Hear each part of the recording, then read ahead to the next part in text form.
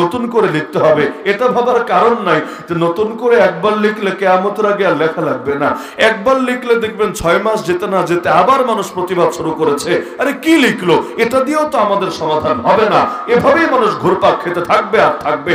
কিন্তু আল্লাহর কোরআন 1500 বছর হতে চললো, কয়বার পরিবর্তন হয়েছে? একবার পরিবর্তন হয় নাই, তাতেও কোনো সমস্যা হয় নাই, আলহামদুলিল্লাহ। আজও না, কিয়ামত পর্যন্ত জগতের সব সমস্যার সমাধান এই কোরআন দিতেই পারবে, দিতেই পারবে। তাহলে যেহেতু ইসলামের মধ্যে সমাধান, আর ইসলাম মানে শান্তির ধর্ম আপনারা বলেন, তার মানে ইসলাম আছে যেখানে শান্তি আছে সেখানে, ইসলাম নাই যেখানে শান্তি নেই সেখানে। এটাই যদি বাস্তবতা হয়, আমাদেরকে সব ক্ষেত্রে ইসলামের পক্ষে থাকা উচিত না?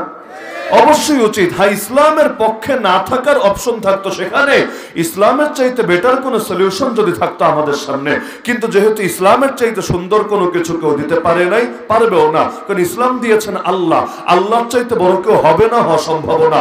জন্ম নেওয়ার পর ডান কানে এসে বলে দেওয়া হয়েছিল আল্লাহু আকবার, বাম কানে ইকামত দিয়ে বলে দেওয়া হয়েছিল আল্লাহু আকবার, আযানও শুনে আল্লাহু আকবার, ইকামতও শুনে আল্লাহু আকবার, নামাজ শুরুও করি এটা বলে আল্লাহু আকবার, উঁচু স্থানে ওঠার সময় বলে আল্লাহু আকবার, শেষ বিদায়ের পর যখন শুয়ে দেওয়া হবে তখন আবার বলা হবে আল্লাহু আকবার। আল্লাহু আকবার মানে হলো আল্লাহ বড়। যে জবান দিয়ে বলে আল্লাহ বড়, সেই জবান দিয়ে কিভাবে বলতে পারি দুনিয়া বড়, বাতিল বড়, তাগুত বড়, আর ইন্ডিয়া বড়, ইসরায়েল বড়, জাতিসংঘ বড়। যে জবান দিয়ে বলেছে আল্লাহ বড়, সেই জবান দিয়ে দুনিয়ার দ্বিতীয় কাউকে তো বড় বলতে পারে না। সুতরাং আমাদেরকে আল্লাহর পক্ষে থাকতেই হবে, আল্লাহর দিনকে আঁকড়ে ধরতে হবে।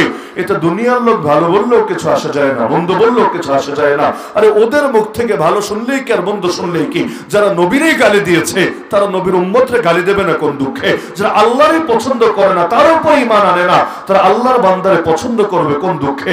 সুতরাং জগতের লোক যা মনে চায় তা করুক গিয়ে, কিন্তু কারো গালির ভয়, কারো হামলার ভয়, জেলের ভয়, জুলুমের ভয়, ফাঁসির ভয়, উগ্রতার ভয় আমরা কখনোই আল্লাহর দ্বীনের একটা বিধানও ছাড়তে পারবো না।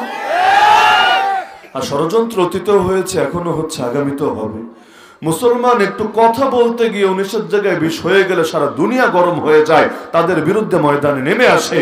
আর অপর দিকে এই যে বাংলাদেশেও গতকাল এক অ্যাডভোকেটকে ধরে জবাই করে দিল, এর জন্য কি হয়েছে?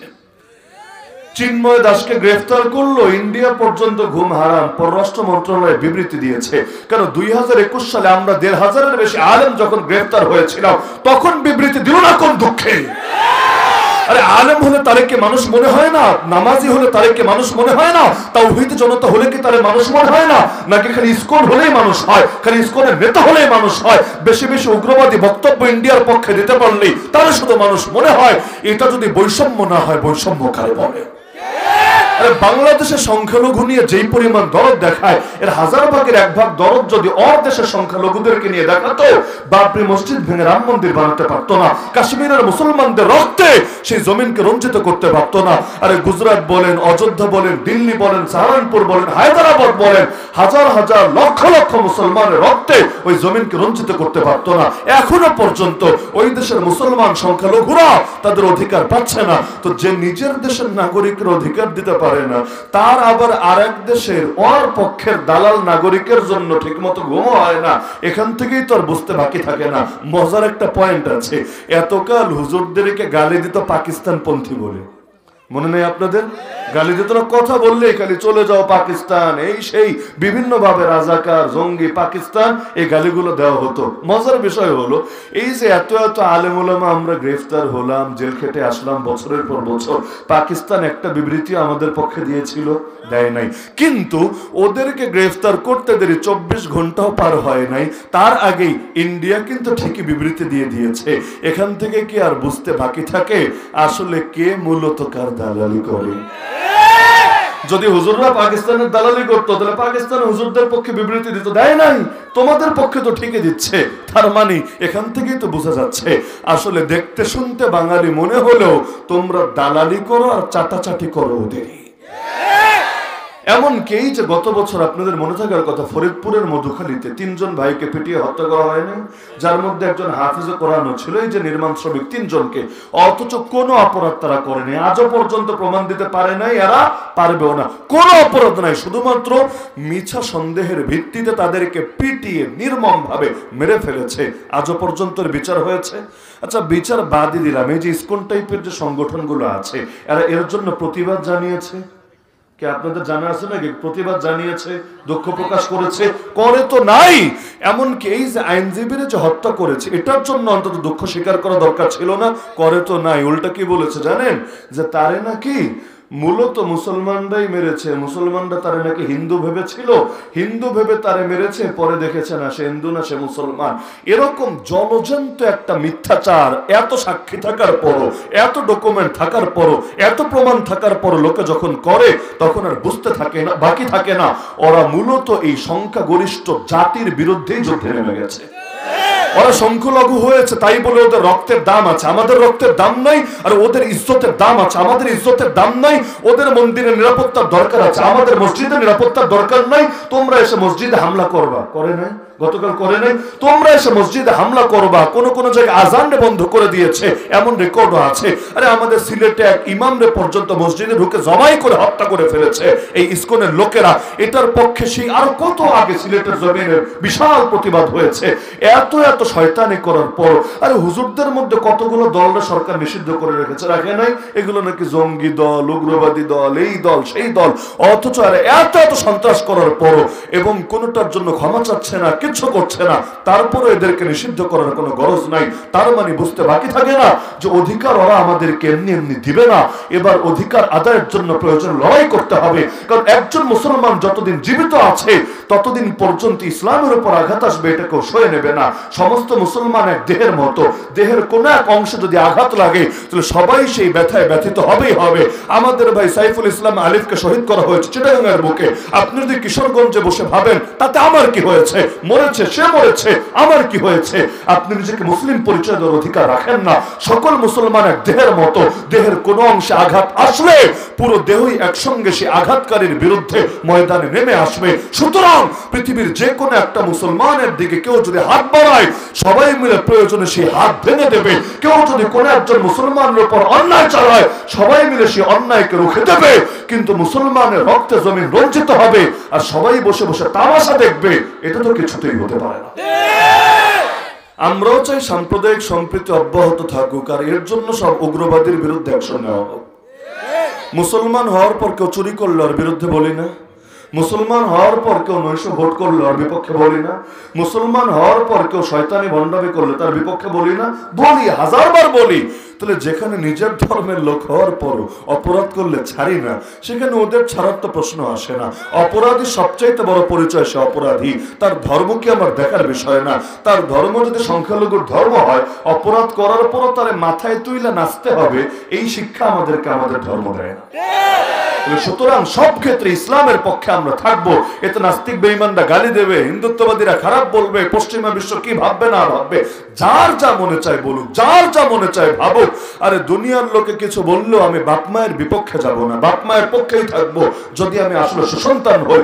এমনকি আমার বাপ মা যদি খারাপও হয় তবু বাপ মায়ের হক আমি আদায় করবোই করবো, হক আদায় কমতি করা যাবে না। তারা পাপ করলে এই পাপের বিচার আল্লাহ করবেন, কিন্তু আমার জন্য যে হক আছে তাদের ব্যাপারে ওই হক আমাকে আদায় করতে হবেই হবে। একইভাবে আল্লাহ রাব্বুল আলামিনের বান্দা যেহেতু আমরা, সুতরাং জীবনের সব ক্ষেত্রে আল্লাহর হুকুম আর নবীর তরিকে আমার একরে থাকতে হবে। গোলামের কাজ গোলামি কর। আল্লাহ নবী জীবনে হেলান দিয়ে বসেও খাবার খান নাই, কোনোদিনও না। হেলান দিয়ে বসেও খাবার খান নাই, কেন? হেলান দিয়ে খাওয়া কি পাপ নাকি? না, পাপ না। কিন্তু নবী বলতেন, আরে আমি তো একটা গোলাম, আমার মনিবের পক্ষ থেকে এসেছে এই নিয়ামত, এই খাবার, এর সামনে আমি হেলান দিয়ে বসে কিভাবে অহংকার প্রদর্শন করি? রবের দেওয়া নিয়ামতের ব্যাপারে তো বিনয় প্রকাশ করতে হবে আমাকে। তাহলে একজন মুসলমানের শান্ত এটাই হওয়া উচিত। সে যেহেতু গোলাম, জীবনের সব ক্ষেত্রে গোলামি করেই যাবে আর করেই যাবে। পারবেন না ইনশাআল্লাহ? রবের পক্ষ থেকে হাইয়া আলাস সালাহ ডাক আসলে ছুটতে হবে মসজিদে, রবের পক্ষ থেকে হাইয়া আলাল জিহাদ ডাক আসলে ছুটতে হবে প্রয়োজনে জিহাদের ময়দানে। আল্লাহ সময় দিতে বললে সময় দিতে হবে, মাল দিতে বললে মাল দিতে হবে, জান দিতে বললে হাসি মুখে জানও কোরবান করে দিতে হবে। মনে থাকবে তো ইনশাআল্লাহ? এই একটা কাজ যদি করতে পারেন আপনি খাঁটি মুসলিম হতে পারবেন। মুসলিম মানে আত্মসমর্পণকারী, ইসলাম মানে আত্মসমর্পণ করা। আত্মসমর্পণ বুঝেন তো আপনারা? আত্মসমর্পণ যখন বিচারকের সামনে করবেন, আপনার কথা দিয়ে আর কিছু চলবে না। বিচারক যা বলবে সেটাই হবে। জেলে পাঠালে জেলে যেতে হবে, ছেড়ে দিলে বাড়ি যেতে হবে, রিমান্ডে পাঠালে রিমান্ড ভোগ করতে হবে। তো ইসলাম মানে নিজেকে সঁপে দিতে হবে কার সামনে? আরে কার সামনে? আল্লাহর সামনে যখন সঁপে দিয়েছি, এখন আল্লাহর কথাই আমার কথা, আল্লাহর বলে আমার বলা। নারীকে আল্লাহ বলে দিয়েছেন পর্দা করতে হবে। এখন তুমি যত সুন্দরী হও যত কুসরি হও দেখার বিষয় না, তোমাকে পর্দা এবার করতে হবেই হবে। আল্লাহ পুরুষকে বলে দিয়েছেন যে তোমাকে এই বিধানগুলো মানতে হবে, মানতে হবেই হবে। এমনকি আমার চোখও যেহেতু আল্লাহর গোলাম, কানও আল্লাহর গোলাম, জবানও আল্লাহর গোলাম, যা মনে চায় চোখ দিয়ে দেখতে পারবো না, যা মনে চায় কান দিয়ে শুনতে পারবো না, যা মনে চায় মুখ দিয়ে বলতে পারবো না। না হলে গোলাম হিসাবে গোলামি আর বাকি থাকবে না। গোলামি ঠিক রাখতে হবে, সব ক্ষেত্রে ইসলামকে আঁকড়ে ধরতে হবে। আর বান্দা হিসাবে যেখানে যেখানে ভুল ত্রুটি হবে সঙ্গে সঙ্গে আল্লাহর কাছে মাফ চেয়ে নিতে হবে। তাহলে যখনই মরণ আসুক না কেন, ইমানের সঙ্গে বড় সুন্দরভাবে মরণটা হবে। এজন্য নবী শিখিয়েছেন, দেখেন না, ঘুমাতেও যেতে হয় উজু করে আল্লাহর নাম নিয়ে, যাতে করে ঘুমের মধ্যে যদি মরণ আসে সমস্যার কিছু নাই, বড় পবিত্র অবস্থায় বড় সুন্দর ইমানের হালতে আমার মরণটা হবে। আর ছেলেদেরকে এখন যদি বলি চলেন মসজিদে আসি, মসজিদে চলো নামাজ পড়ে আসি, বলবে হুজুর কাপড় ঠিক নেই। ঘুমাতে যাওয়ার সময় উজু করে আল্লাহর নাম নিয়ে ঘুমাতে হয়, আর সেখানে জাগ্রত অবস্থায় তার কাপড় ঠিক নাই, মসজিদে যেতে রেডি না। তাহলে যেই কাপড় পরে আল্লাহর সঙ্গে মসজিদে আল্লাহর সামনে গিয়ে দাঁড়াতে রেডি না, ওই কাপড় পরে আজরাইল রিসিভ করতে রেডি তো? যদি আজরাইল এখন চলে আসে অবস্থাটা কি হবে? সুতরাং জিন্দেগি সব ক্ষেত্রে বান্দা হিসাবে বন্দেগি আঁকড়ে থাকবেন, গোলাম হিসাবে গোলামে আঁকড়ে থাকবেন, সব ক্ষেত্রে ইসলামের পক্ষে থাকবেন। আমাদেরকে ইসলামকে আবারও বিজয়ী করতে হবেই হবে। পারবো না ইনশাআল্লাহ? আমরা যতদিন জিন্দা আছি ইসলামকেও জিন্দা করার মেহনত চালায় যাব। মুর্দা হওয়া লাগলে প্রয়োজনে নিজেরা মুর্দা হব, কিন্তু আমরা জিন্দা থাকতে ইসলামকে মুর্দা হতে দেব না। বহু আদর্শ দেখলাম, বহু তন্ত্র মন্ত্র দেখলাম, এবার বুঝতে বাকি নাই ইসলাম ছাড়া কিছু দিয়ে মুক্তি আসবে না। তো সব কিছু বাদ দিয়ে সবাই মিলে ইসলাম ধরি, দলাদলি খতম করে আল্লাহ এবং তার রাসূলের প্রশ্নে সবাই ঐক্যবদ্ধ হওয়ার চেষ্টা করি। দলাদলি তো বহুত করলাম, রেজাল্ট জিরো, কিন্তু আল্লাহ এবং তার রাসূলের ব্যাপারে মৌলিক বিষয়গুলোতে যেহেতু দলাদলি নাই, তাহলে দলাদলির জায়গায় দলাদলি রেখে মূল জায়গাগুলোতে আসেন না, একমত হই, আগে ইসলামকে জিন্দা করি, এরপর দেখা যাবে বাকি বিষয়। ঘরে চার ভাই থাকলেও বহু মত থাকে, মাঝে মাঝে ঝগড়াঝাটিও হয়, কিন্তু পর যদি ঘর দখল করতে আসে কোনো ভাই কিন্তু ছেড়ে কথা বলে না, একমত হয়ে তাদের বিরুদ্ধে লড়াই করে। তা আমাদের ইসলামকে হুমকির মুখে ফেলা হচ্ছে, এই দেশের স্বাধীনতা সার্বভৌমত্বকে হুমকির মুখে ফেলা হচ্ছে, বহু দল বহুমত। তাতে কি আপাতত পরকে ঠেকানোর জন্য ঘরের সবাইকে এক হতে হবেই হবে।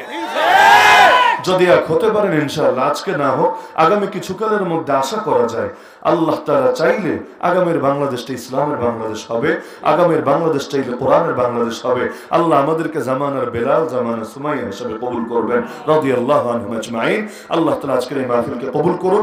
সারাদিন যারা অক্লান্ত পরিশ্রম করেছেন রব্বুল আলামিন সবাইকে জাযায়ে খায়ের দান করুন, এবং মৃত্যু পর্যন্ত হকের উপর অটল থেকে আমরা এখানে যেভাবে একত্রিত হলাম জান্নাতুল ফেরদাউসে, ইচ্ছা আছে তো জান্নাতুল ফেরদাউসে পুনরায় একত্রিত হওয়ার তৌফিক দান করুন। কেউ যাতে কপাল পোড়া না হই, মাহরুম না হই, রব সেই তৌফিক দান করুন। আলহামদুলিল্লাহ রাব্বিল আলামিন, ওয়াসসালাতু ওয়াসসালামু আলা সাইয়্যিদিল মুরসালিন ওয়া আলা আলিহি ওয়া আসহাবিহি আজমাইন। ইয়া রাব্বাল আলামিন, ইয়া আরহামার রাহিমিন, ইয়া আহকামাল হাকিমিন। ইয়া আল্লাহ, জীবন জুড়ে যত পাপ করেছি আপনার কাছে হাত দুটো তুলে ক্ষমা ভিক্ষা চাচ্ছি, মেহেরবানি করে জিন্দেগির সমস্ত গুনাহগুলোকে মাফ করে দেন। আয় আল্লাহ, আমাদের মা বাবা, আপনজন, আত্মীয় স্বজন যারা কবরে শুয়ে আছেন, আয় আল্লাহ জানি না তারা কে কোন অবস্থায় আছেন, আয় আল্লাহ আপনি তো জানেন, তাদের প্রত্যেকের কবরকে জান্নাতুল ফেরদাউসের বাগানে পরিণত করেন। আয় আল্লাহ, আমাদের যে মুরব্বীরা এখনো জীবিত আছেন তাদেরকেও নেক হায়াত দান করেন। আমাদের মধ্যে যারা অসুস্থ সবাইকে শিফায়ে কামিলা আজল নসিব করেন। যারা ঋণগ্রস্ত সবাইকে ঋণ পরিশোধের তৌফিক দান করেন। আয় আল্লাহ, যে যে মুসিবতে আটকে আছে সকলের মুসিবতকে দূর করেন। প্রত্যেকের হালাল রুজি রোজগারে বরকত দান করেন। হারাম থেকে বিরত থাকার তৌফিক দান করেন। আয় আল্লাহ, এই মাদ্রাসাটাকে আপনি কবুল করে নেন। মাদ্রাসার যাবতীয় প্রয়োজন গায়বী খাজানা থেকে পূরণ করে দেন। এই মাদ্রাসার প্রতিটা ছাত্রকে হাক্কানি, রাব্বানি, হাফেজ, আলেম, মুবাল্লিগ, মুজাহিদ, দায়ী হিসেবে কবুল করে নেন। আয় আল্লাহ, যারা মাহফিলের জন্য, মাদ্রাসার জন্য দান সদকা করেছে তাদের প্রতিটা পয়সাকে আপনি কবুল করে নেন। আয় আল্লাহ, যে যে নিয়তে দান করেছে প্রত্যেকের দিলের নেক মাকসাদকে পূরণ করে নেন। জিন্দা মুর্দা সবাইকে মাফ করে দেন। আসমানি জমিনে সমস্ত বালা মুসিবত থেকে হেফাজত ফরমান। আয় আল্লাহ, আমাদের সবাইকে বারবার আপনার ঘরের মেহমান হিসেবে কবুল করেন।